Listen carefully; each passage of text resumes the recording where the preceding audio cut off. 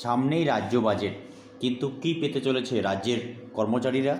গোটা দেশে যখন বর্তমানে 8 পে কমিশন ঘোষণা করা হয়েছে, কিন্তু বাংলায় কি পাবে বাংলার সরকারি কর্মচারীরা?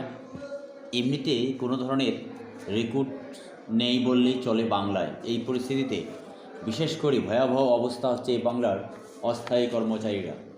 তার কারণটা হচ্ছে বর্তমান রাজ্য সরকার, রাজ্যের মুখ্যমন্ত্রী মমতা বন্দ্যোপাধ্যায়ের সরকার বিভিন্ন সামাজিক প্রকল্পে কোটি কোটি টাকা ব্যয় করছে, ফলে রাজকোষ শূন্য হয়ে যাচ্ছে। তার মধ্যে অন্যতম লক্ষ্মীর ভাণ্ডার।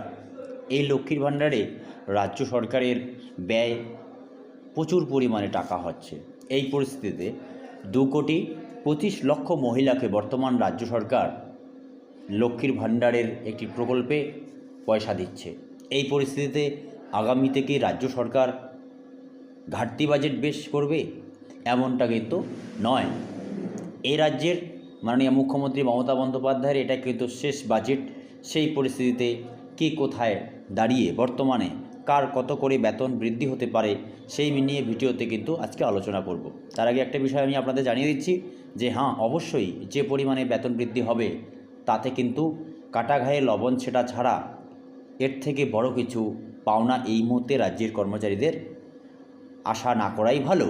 তার কারণ সামাজিক প্রকল্পে রাজ্য সরকারের ব্যয় বিরাট। সেই পরিস্থিতিতে বর্তমান বাংলায় নিয়োগ নেই। রাজ্যের মুখ্যমন্ত্রী উত্তরবঙ্গে এসে বলেছেন যে সরকারি চাকরির থেকে চায়ের দোকানের ইনকাম বেশি।